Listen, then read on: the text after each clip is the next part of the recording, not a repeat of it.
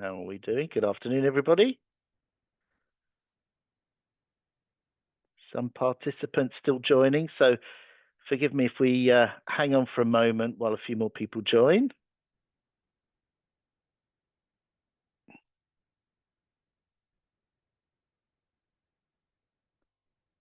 See the numbers clicking up there, which is great.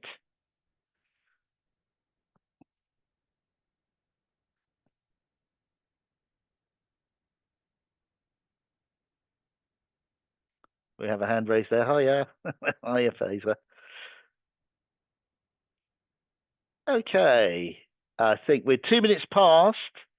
A few more people joining, but we've got a lot to get through. So I'm going to kick us off if that's okay. Hi, everybody. Thank you very much for joining us this afternoon for our webinar, Winning Email Designs That Drive Results. So we've got a lot of content to inspire you, whether you're a current user of Dotdigital or potentially a future user. But before we get started, I've got a couple of housekeeping items that I need to get through. Firstly, please keep an eye on the chat window as we progress. My colleague Robin from our marketing team will be posting useful links and resources from time to time as we progress through the session. So please keep an eye out on that.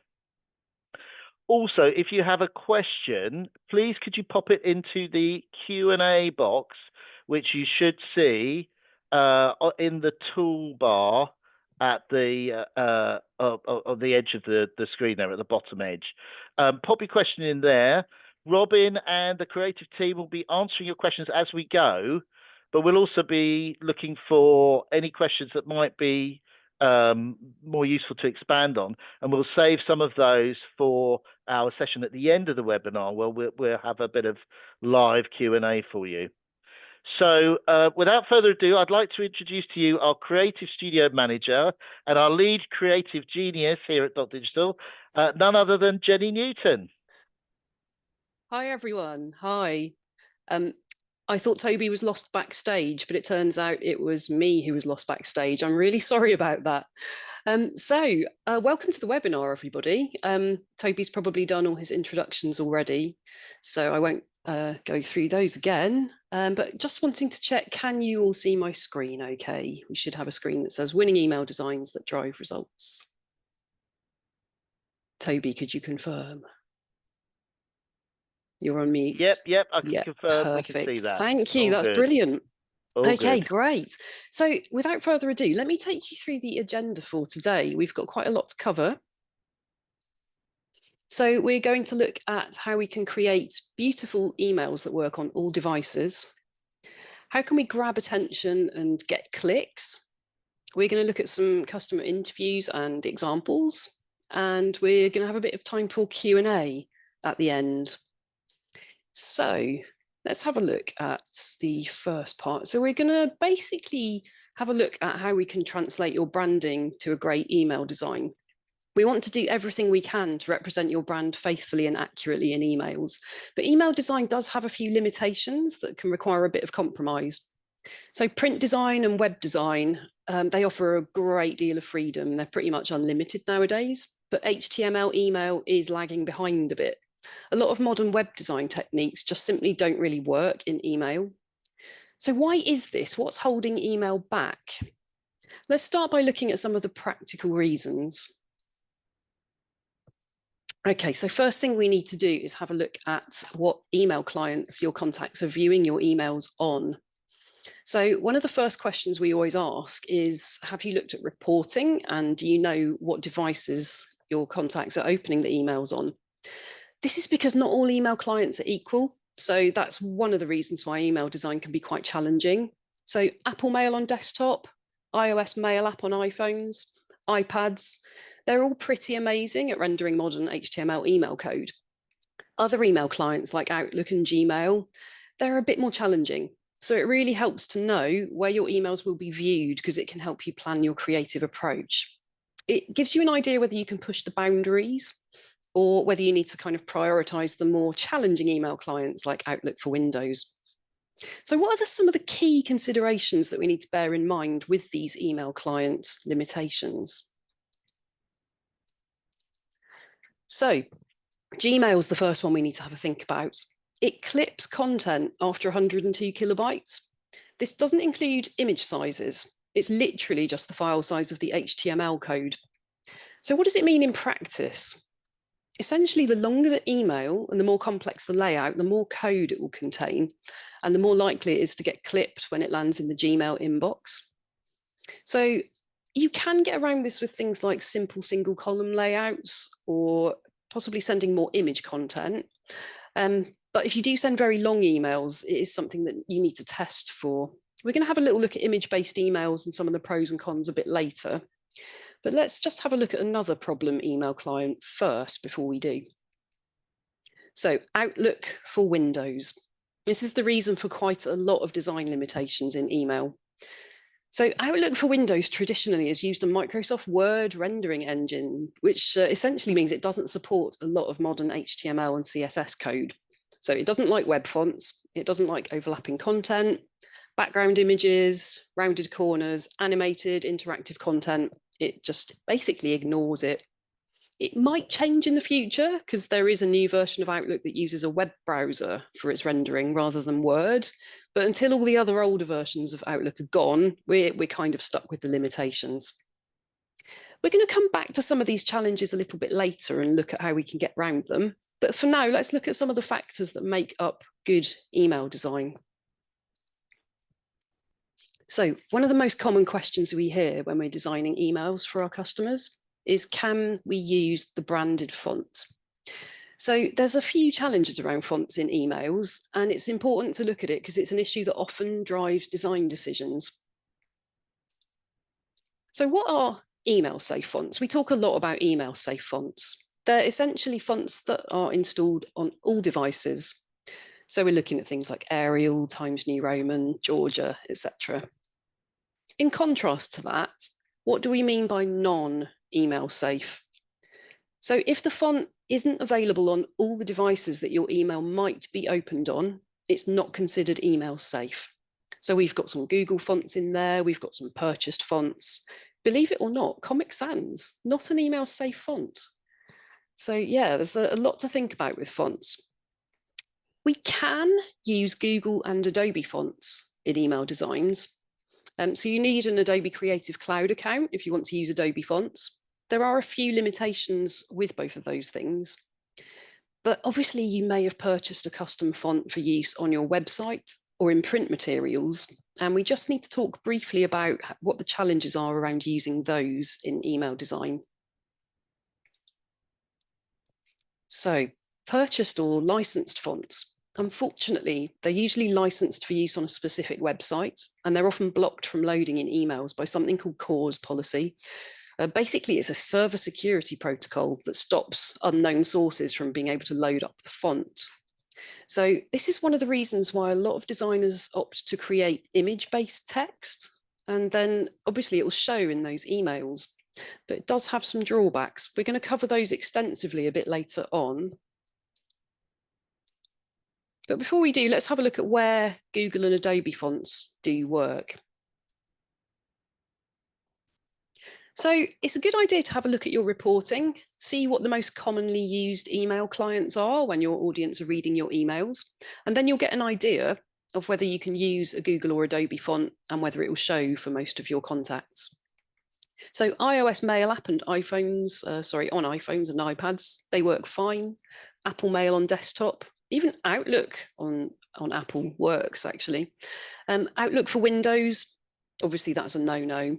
Most webmail clients as well. Gmail will show a couple of Google fonts, but not most of them. I think Roboto is supported. And some Android email clients will show Google and Adobe fonts as well. The best thing to do is make sure there's a fallback font specified in the code, and also test to make sure that you don't encounter issues like the following.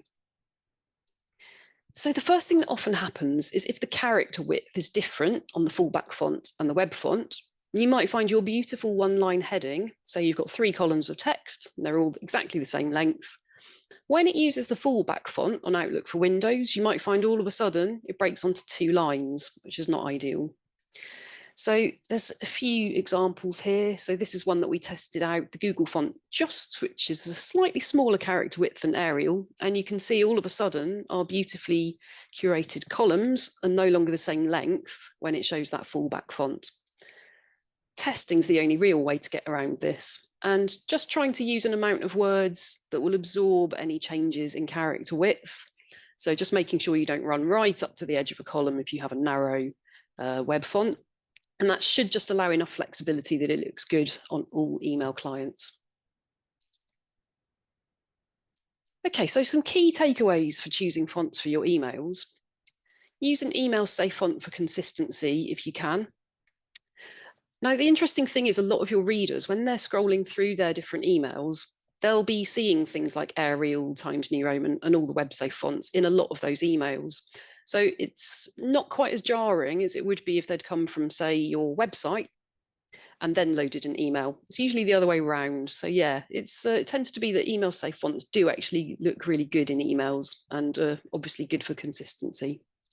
Purchase fonts generally don't work in emails, unfortunately, due to the security issues we mentioned earlier. Google and Adobe fonts work in some email clients. Check your reporting, see if your audience is going to see them, and test to many different email clients to make sure that the text looks good with either the web font or with the fallback.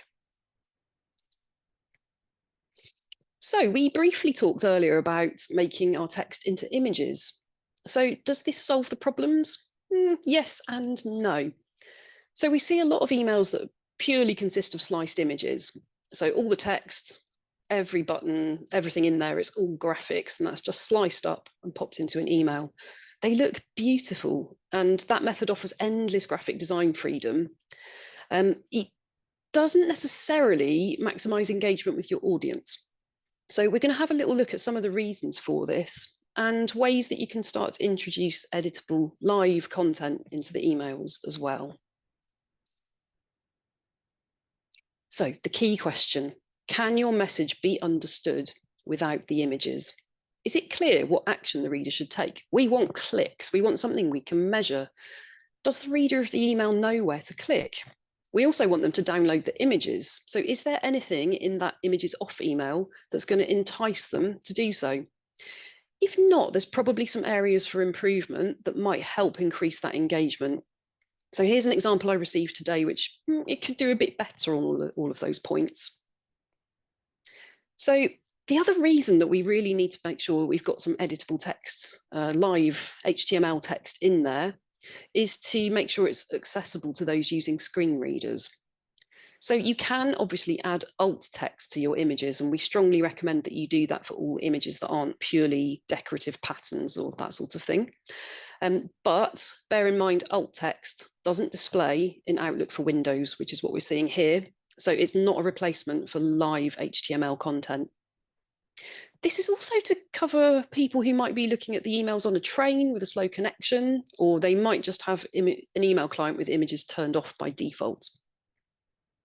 So let's see what we could do to start improving this. So using a live text button, that will load if images are turned off. We've got some examples here. Now, if you look carefully, there is actually also some live HTML text, but I missed it on first glance. It's just above the two buttons. So I'm thinking perhaps a heading would have helped in this particular instance, just so that I could glance at the email and quickly see the purpose of that email. So is there more things we can do? So here's another example I received today. There's some improvement here. So what we're getting now is live text headings. So even without my glasses on, I can quickly see what that email is trying to tell me, even without the images.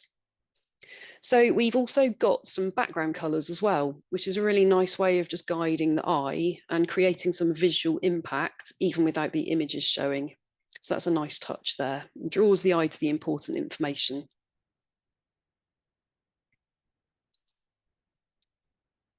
Now, just to prove that we do take our own advice, this is one of Dotdigital's own marketing emails, and this is how it looks with images turned off. We're going to revisit it later with images turned on and have a look at how the images are created as well. But in the meantime, let's have a look at how it's doing all the good things with images turned off. So we've got a really clear bold heading. We can glance at that and see exactly what the key point is. The body copy is very succinct, 2 lines, nice large font size, very prominent call to action, and obviously that background color as well just sets that top section apart from the content underneath. So yeah, really good there. Now, let's have a look at an email I received today after I took my kitty cats to the vets, and we can have a look at other things that we need to be conscious of when we're placing text within images. So here we go. This is the mobile and the desktop version. So it's a really simple example of combining image-based text with HTML text or live text. So one thing that's really important, if you're adding text to images, you need to test it on different width mobile screens to make sure it remains legible. If you're using the Dotdigital platform to build your emails, we have the show only on desktop and show only on mobile feature, which allows you to show a different version of the image on different devices. And that can work really well. So you could make a version of the image with a slightly larger font size, for example, for mobile, and then just show one for desktop and one for mobile. So let's have a look at what else they're doing well. So all the important content is visible on the screen on both desktop and mobile. So I don't need to scroll to get to any of the useful information, such as the contact details, the call to action button, and so on. It's clean and simple. Use of the green brand color in the image, the heading text and the block work together really well. This isn't strictly relevant to the design, but it is something that's going to help with your engagement, and that's the personalization. They used my name, they used my pets' names. So let's have a look at the image text in a bit more detail, in particular, in a moment with images off. So obviously we've got the eye-catching image with the playful font. We're repeating that text in the heading. So the message is there. It's not exactly the same wording, but it repeats that message. And we'll see that in a moment when the image is turned off. And we have that prominent call to action positioned just above the fold there. So let's look at images off. All that information is still there at a glance. So I can see that thanks for visiting us message that was also in the image. The call to action is still there. And everything's really clear. I've got those contact details at the top as well. Also, if I'm viewing this with images off or accessing via a screen reader, obviously the accessibility is good because the content's in live HTML text. So that's good as well, another box ticked. Let's have a look at a couple more examples quickly. So next we're going to see an example from Borough. So they have an image-based text and CTA combination there, which is really, really nice. It's very eye-catching. Thing we need to look at is how they repeat that information as live text further down. So let's just scroll through and have a little look at what they're doing. So we've got that repeated message, save up to 30% on seating, explore seating, that's an editable live call to action there. And again, just want to draw attention to this nice use of space around that content. So it's really clear, there's no jumbling. Now, you might have a brand that you do need to put a lot more content in and your emails naturally look more busy. And that's great too. But yeah, it's a good idea to just make sure that if you do the squint test, you can really quickly see where that call to action is and you can glance at that heading really fast and see what the message of the email is. Okay, they repeat that clean, kind of organized style throughout the whole thing and some more editable call to actions there. Okay, so key takeaways, making an impact with images off. We want to include live text headings. We've got to get that key message of the email across even with images off and to people using screen readers. We need to add alt text to our images for accessibility. Use live HTML buttons for our call to action. Use background color, text color, and button color to create visual impact. And if you do use text in images, just make sure it's legible on all devices. Okay, here's another question we often get asked in the Creative Studio team at Dotdigital. So what about live text and live buttons over background images? So you might recall we spoke about some of the challenges with Outlook earlier. It simply doesn't load up background images. It will show a plain background color instead. Now there is some magic code called VML. It's very specific to Outlook and it allows email developers to hard code in background images, but it involves specialist coding for every email. and it's just not a practical solution for everyday email creation. That doesn't mean that background images don't work well in some cases. So let's have a little look at where they might be useful. So if you've just got a background texture or a background pattern, there's not too much of a detrimental effect if the background image doesn't load. However, if you want to use a background image and it's really part of the content, so it portrays a message, it adds to the whole design, and it's important, it's much better to add it as part of the actual content rather than as the background. Now, with background images, there's also the challenge of what happens to them when they're on different mobile screen widths. So not all email clients support scaling of background images. So you can find that the background image would get cropped in unexpected ways, or that the content could spill over the bottom of it, depending on the structure of your email. A little bit later, we're going to see some really nice examples of subtle background images used really well that fall back nicely in Outlook to a plain background color. But before that, let's have a quick look at some creative ways to use images to get around some of these limitations.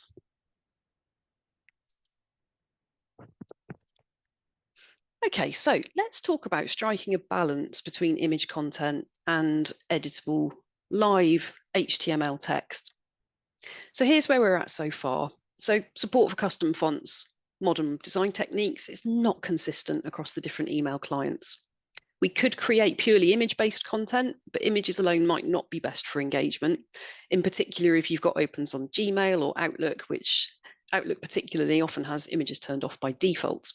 Or for people loading on mobiles after they're on their way home from work on the train, the connection's slow, those images aren't loading as quick as you would like. So how can we creatively use image content, but still include live HTML text and buttons as well? I'm going to show you some nice image techniques that just lift emails above the sort of rows and columns, blocky HTML table look and feel, but still render really beautifully across all devices.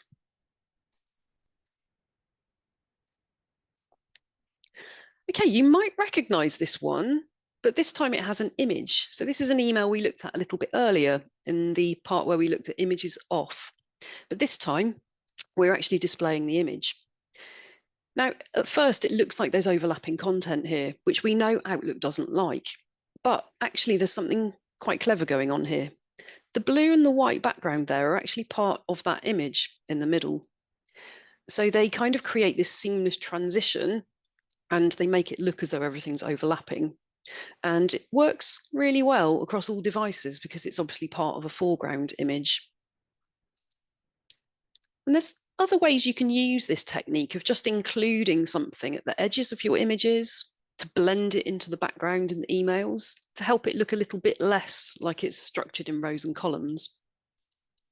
So this is an email from Xbox, and it uses some subtle blending of image background texture into a plain background color underneath, which has live text over it.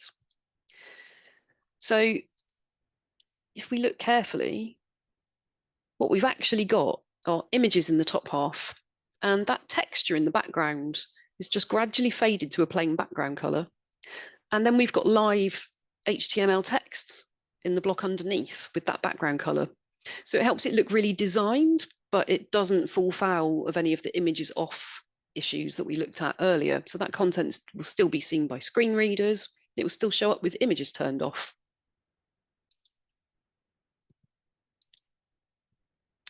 Okay, this email from the Body Shop. This is just one I popped in because it's got a very subtle use of transparency at the edges of the image. And again, it's just a way to break up the solid lines and the grid-like feel. So it's basically a transparent PNG. So the background color behind shows up just at the edge of the email, and it just helps to make it look a little bit more flowing rather than constrained to rows and columns.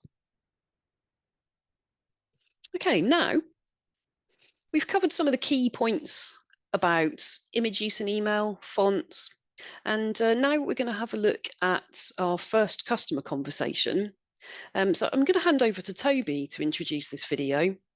So Toby, over to you. Yeah, thanks, Jenny. Yeah, so I recently caught up with Joanna, who actually has been celebrating winning our Marketer of the Year award at our recent Dotties. So congratulations to Joanna for that. And her team were also top 3 finalists for their work in post-purchase automation. So well done to them. A lot of their success comes down to their creative strategy. So as well as creative, they're great with content and good at how they use their calls to action as well. So clearly they're doing something special, and I wanted to find out more. So we had this conversation for we ran through quite a bit. All we're going to show you today are some excerpts because that's all we have time for. But in the chat, I believe Robin is going to post a link to the full video.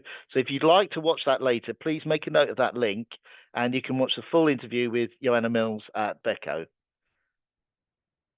Over to you, Jen. Thank you so much, Toby. Yeah, so for our best performing email of 2024, the cooling fridge freezer one that we sent in August, it was the first time we introduced a block that explained the difference between the fridge freezer splits, and it's quite high up in the email, and it's quite a simple yet effective approach with clear messaging that helps consumers just very easily see what we mean when we say 50-50, 70-30, 60-40 splits between the fridge and the freezer. And actually that block itself had a huge number of clicks. Like the 50-50 had 781 unique clicks, 60-40, 338, and combined the 3 kind of parts of that asset had more clicks than the block above, which was kind of the main button in the email.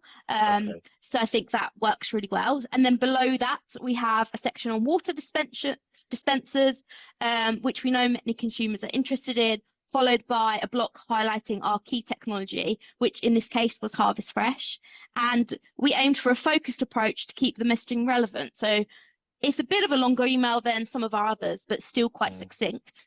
Then to help build trust, we added social proof by featuring genuine reviews from customers who purchase fridge freezers. So there's a few of those that animate through, and I think that helps as well.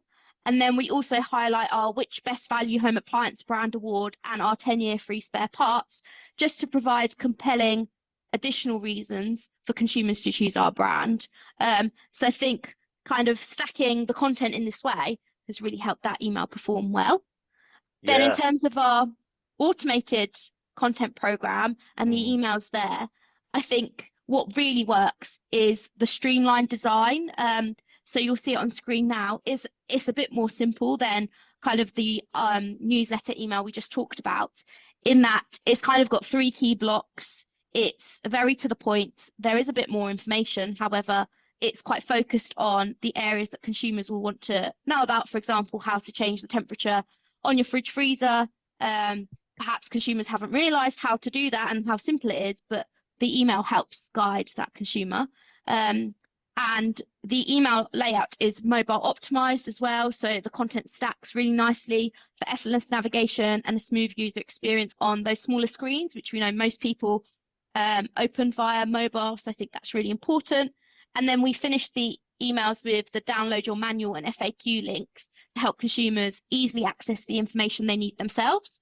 So supporting self-service rather than encouraging them to call up.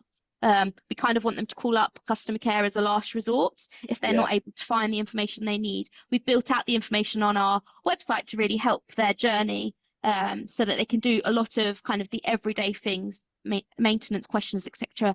themselves. So hopefully that's given you lots of food for thought. Perfect. So a big thank you to Joanna for sharing some of her insight there. That last campaign that she showed is really beautiful with those alternative image and text blocks and that lovely use of background colours. I just wanted to pick up on a few of the nice design techniques that make Beko's campaign so distinctive. So one thing that always strikes us is the angled images.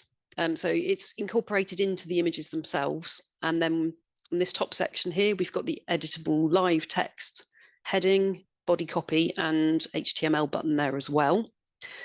So we've obviously got this block here, which Joanna explained got really good engagement.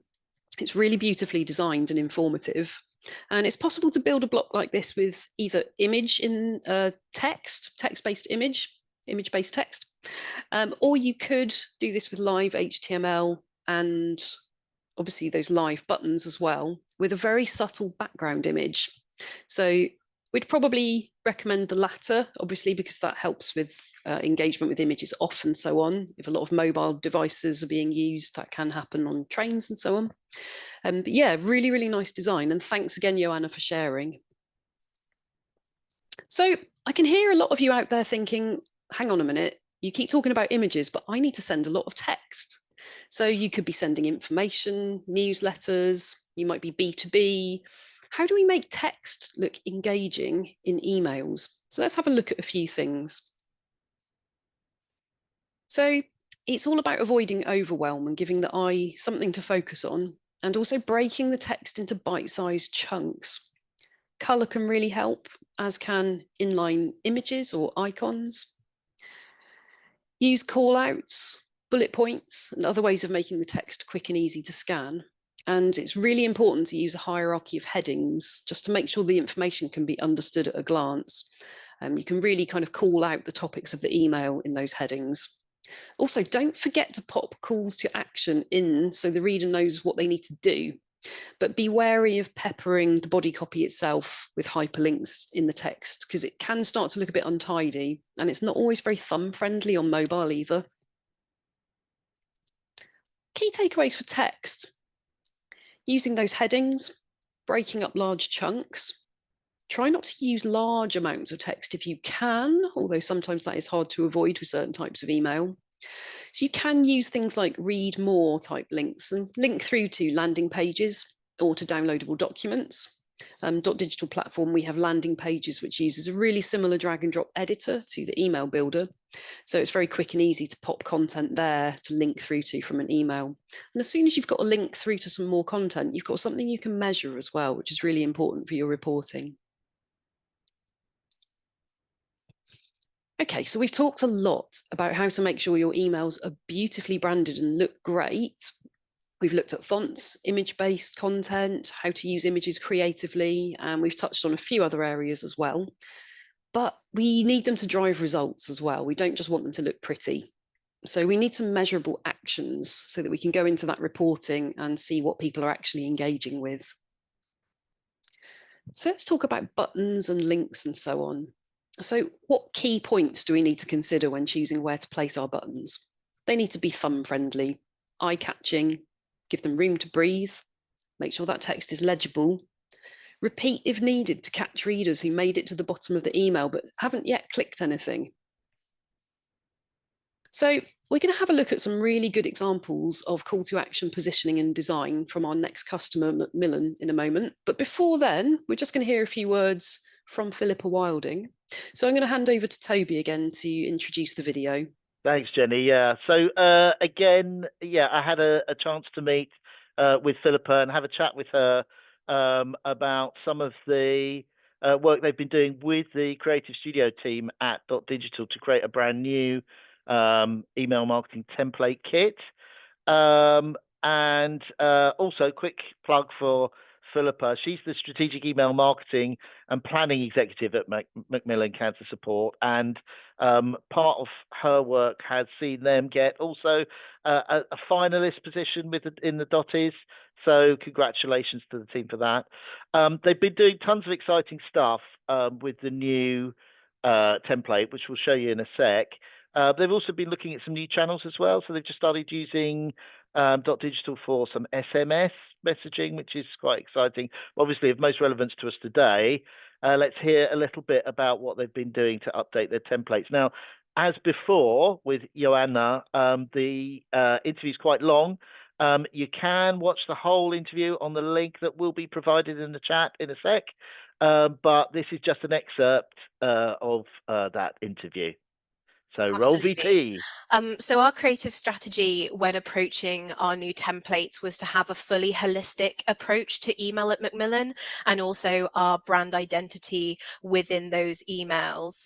A big part of the implementation of new templates for us was not that we were just implementing a small change, but instead this was a complete overhaul of how we presented ourselves in emails and how the user could interact with those emails. A big part of Macmillan, which I kind of touched on earlier, is how many individual teams there are and different audiences, and we really needed to feel that those emails were all coming from the same place while still having their own individual voice that was appropriate for their target audience, because we have such a range of audiences.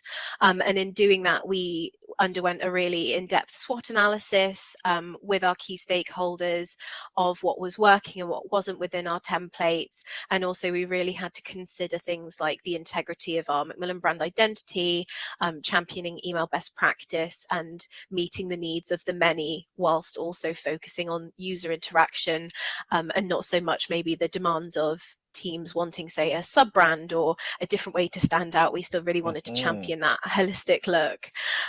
So slight case of too many cooks in the kitchen on some accounts. So this really gave us the opportunity to have that look whilst also allowing teams what felt like creative freedom to still have their own specific spin on what was available for their audiences. So that's really interesting, because we were going to talk about some challenges that the template solved for you, and I guess one of them is getting that consistency across the piece. Brilliant. Yes. Sorry, I interrupted you. Carry on, please. That's all right. Not sure. So yeah, hopefully you can see from the emails up on the screen that I think we've personally achieved this.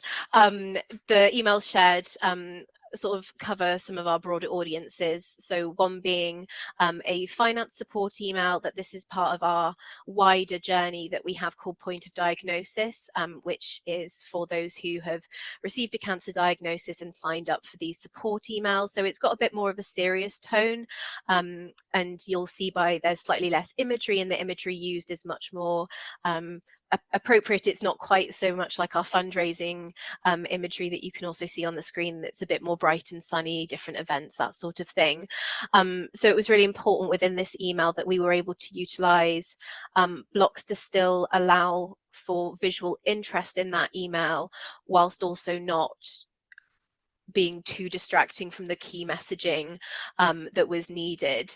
And something that I personally really love about this email was we were able to then use the bottom two blocks, which featured our online community and further support call to actions, and use that across the entire email journey. So it's got that really like familiar narrative of you get to the end of the journey and it's like, oh yes, I know where to go now. Our further support, yep, they mentioned that last time, I remember that, you know, and get some real like familiarity across that journey. Sure. In comparison, the supporter fundraising story email that we have has been a really nice way to showcase supporter stories in a more engaging, visually interesting way as well. However, we've used a specific colour from our brand colour palette to help that stand out from other content and really like boost our supporter stories. I think it's a nice way to showcase as well how a block similarly used in the finance journey can create such a difference when sharing a supporter story. We like to say that it looks a little bit like someone's social feed, maybe Instagram, and the whole point of this email was to really push people towards wanting to share their story. So how better to do that than show that if they do provide their story to us, we'll share it in a really engaging, imaginative way. It's not going to just be sort of a text on paper style look where that personality gets lost, and the images used as well were also shared with us by the supporter. So I think it's like a really fun way to target those fundraisers who want to you know, share their experience, who are really keen to be interacting with Macmillan. So the next thing I wanted to ask is slightly pivoting, but how did you find the template creation journey? Now, I know this has been a project that's been an ambition of yours for a while, to get a new template up and running. How was that process working with the creative studio? It was an absolutely fantastic experience for us. We'd done a lot of pre-work beforehand. As a charity, we're quite cautious of our spending and how we use the money that we have fundraised. So it was really important that this was the right decision for us to go ahead with. But the designers were nothing but open to hearing about all our requirements and thoughts. They also provided some workarounds for us and their own suggestions when needed. For example, we came forward with one idea and it was like, actually, that's not quite possible, but here's how we could recreate this in a different way. They were also incredibly patient with us during rounds of feedback that we had on the templates, because as I mentioned earlier, we have quite a few stakeholders who all wanted to sort of share their thoughts and feelings. So it did take us a while to gather and condense that back for the design team. But it was honestly such an easy process, and we're so thrilled with how the results have positively impact not only how our emails look now, but also our wider stakeholders seem so much more inspired and creative when building, and it's because they've been really equipped with these tools through the template design, and then what we've been able to go on and do from that initial template design of, I think, 9 or 10 blocks. We now have over 40 branded blocks of content that our staff can like really get their teeth stuck into, and thankfully all branded. So yeah. So a huge thanks to Philippa for sharing her expertise and an insight into that journey for us. In Creative Studio, we really enjoyed working with Macmillan really closely on developing those new templates. As you can see from the template blocks that we designed, there's a lot of variety in there, which is obviously used to send many different kinds of emails. So yeah, it was a really enjoyable process all round. I want to just show a couple of campaigns, just to come back to some of the things which I mentioned earlier, for examples about the call to action and so on. So let's have a look at some of their examples. So what's really striking here, there's a lot of buttons in this, but it's always clear throughout that there's 3 options to choose from. So at the very top, we've got those 3 clear call to actions: shop online, donate clothes, recycle clutter. And as we move through, we'll see they're repeated in this alternating image and text content block area. And the version you see there is static, but later I'm going to come back to it because they're actually animated GIFs. So I've got a little example of what they've done with the animation, which looks great. Before I move on from this email, though, there's one other really, really good thing in here, and I really like it. And it's that in the footer there's that white button, Other Ways to Give. Basically, it says, didn't engage with this specific email, you can still help us. So for anyone that's scrolled on past the content, they're not lost. They can still click that call to action, which is really great. So let's talk about some key takeaways with the call to action. Make sure it's visible when the email first loads. We call it above the folds. Just make sure it loads in that first screen area that displays. Use live HTML buttons. Do that kind of half squint test. Can you quickly see the buttons if you're not really carefully looking for them? And just leave breathing space around those buttons so that they're easily clicked and tapped on all devices, and so it's not cluttered by other content and the eye is drawn to it. Okay, we've got a little bit of time left, but not a lot. So we're going to have a quick look at other ways to grab attention. And then we're going to see one more customer story, and then we're going to open for Q&A. So let's have a quick look at animated GIFs and other things. So animation and video in email, bit limited. So video has really limited support, but what we usually recommend is linking through, having a little image with a play button on it, and then linking that through to YouTube or Vimeo. You can also have an animated GIF. We'll talk about animated GIFs in a second, but they work everywhere now. They didn't used to work in Outlook for Windows, but thankfully they now support it. So let's have a little look at some other things. So you might remember I mentioned I'd bring in a nice example of some subtle background imagery. So here we've got the M&S Food sort of festive email, and we've got a nice subtle background behind both sections that we can see on the screen here. And if you look carefully, see the animation on the button? That's a background image, which is an animated GIF. So on the right, you'll see the Outlook version. Obviously, the animation doesn't show, but nothing's really lost. It still looks great. Notice the font changes as well. So they were using a custom font. When it falls back to Arial, everything still works well. So a nice example of a graceful fallback in Outlook. Here it is on mobile, again, just to draw attention to the positioning of everything. That button's clearly on the screen, everything looks clear. It's a really nice mobile view as well. Okay, let's have a quick look at the animated GIFs.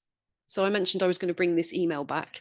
So we felt these really bring those call to actions to life. They tell the story. So it was a really nice use of subtle animation within an email campaign. Beko also used some really nice animation in their slideshow as well. And here's one I received, which, as you can see from the countdown timer, I missed that sale, but it was a nice use of an animated GIF. And obviously there was that countdown timer in there as well. So our personalization services team create quite a lot of countdown timers for our customers, and they work really well for just driving a little sense of urgency and just creating something that's kind of eye-catching in the campaign. And last of all, just back to Body Shop again, got a really nice sort of slideshow style animated GIF there. So key takeaways with animation and video. Animated GIFs are well supported. Keep an eye on the file size though. So if it loads too slowly, obviously that's going to cause problems when people are on a slow connection. You can use an eye-catching image to link to a video, but video in email doesn't actually work, unfortunately. It can be coded in, but it involves custom code for every single email. You can convert a small section of video to an animated GIF like we saw in Macmillan's campaign, and that can work really well as well. The key thing, test what works for your brand. Obviously, there's a lot to consider. We've got to get into the inbox and get people to open the email first. So that's things like send time, personalization, subject lines, and other important areas of strategy that affect engagement. But once that email's open, you've got a chance to test your creative and see what engages your audience. So you can do a split test, try out some of these techniques and do one with and one without and see what works best. So we're just going to hear from a customer now who's done a lot of testing and a lot of investigation what works for their customers and achieved some really great results. We're going to make this information more widely available. It's not actually in video form, but we did receive some really interesting information regarding what our templates that we designed for them helped with. So we spoke to Gemma Doyle, the CRM manager at Dunn, and just asked how the templates that we'd built helped with the emails that they send. Gemma told us that prior to us redesigning the templates, what they were using had limited creativity. So there were 6 fixed templates. And as a result, emails just began to look a bit samey in the customer's inbox. And it was a bit hard to think of new concepts and ideas outside of those template layouts. So the emails were getting good click to open rates, but they weren't necessarily converting that well. But with the new template, inquiries rose substantially year on year. And generally, the positive feedback that was received from both guests and internal teams has been really, really good. Gemma also mentioned how easy the templates are to use because they've been set up ready with all the layouts that she needs for the various different campaigns, and just very easy to edit and duplicate elements and adjust them and then save as a new layout and so on. So creativity and flexibility is no longer a problem there. Some of the specific blocks that Gemma called out were the subtle background pattern. So that works on most email clients apart from Outlook on Windows. And then a subtle background color is shown instead. So there's the block with the find out more. That's one that we can alternate image left, image right, and so on. Stacks really nicely on mobile and just allows a really nice showcase of imagery. And then also the offers, very readable and concise, and a clear call to action at the bottom there. So the banner image in particular, apparently that saved a lot of time because previously it would have required Photoshop to do all of that creation of the background as a image-based text image. So thank you so much, Gemma, for sharing those examples and your testimonials. And we're really pleased that you've had such good results from that template. Okay, so That covers all of the content for now. So what I would like to do is refer to my trusty sidekick, Toby, and see if we've got any interesting questions coming We through do, in the we chat. do, We we do do. indeed. Yeah. So first of all, thanks, Jen. That was brilliant. And great timing. We don't have a huge amount of time left, I have to say. No, But I'll Robin talk fast. and all of the creative team in the background have been answering questions like it's going out of fashion on the Q&A channel. So thanks, guys, for getting all of those in there. We have just selected a couple of questions to put to you, live and direct. The first one is, can you cover something around light and dark mode? What do I need to consider when designing? Yeah. Does Dotdigital have a feature that will show my design in dark and light mode? This is a really tricky one. It's frustrating email designers a lot. So the problem is different devices show a different type of dark mode. So some things might turn one color on one device, a different color on another. There's a really good article in our support area, actually, which essentially talks through general best practice tips for making your content work well on all the different devices. Because it's a bit unpredictable and it's still a sort of evolving thing, there's no way we can target specific devices.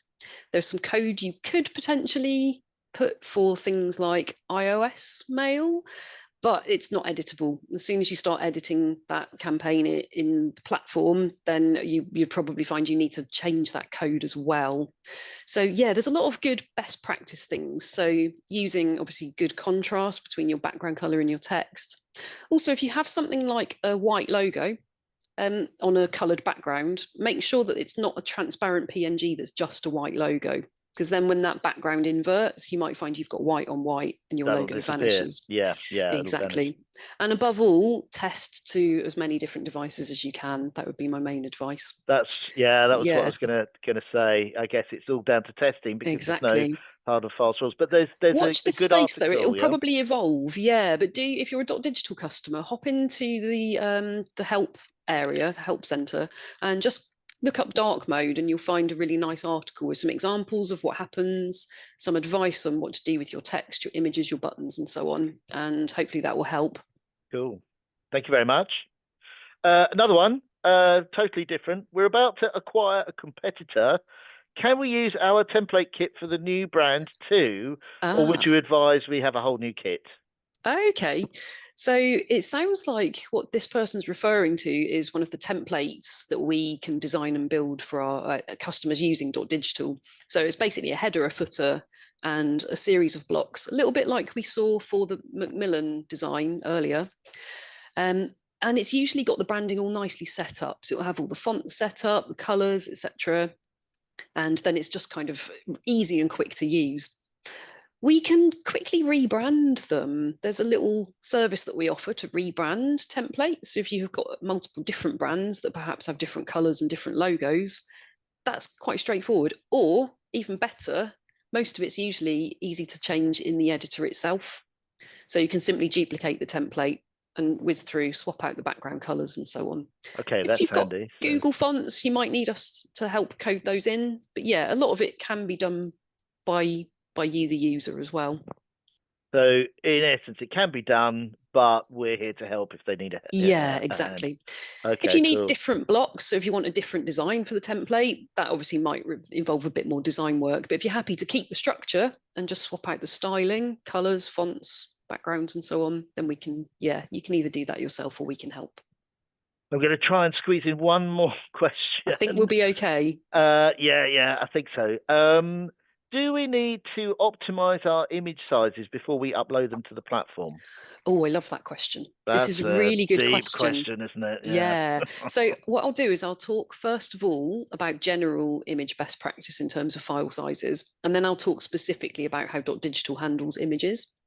So what we'd usually recommend is using images which are double their display size. So let's say you've got a logo and it's 200 pixels wide. When you upload the image file to drop into that space, make it 400 pixels wide.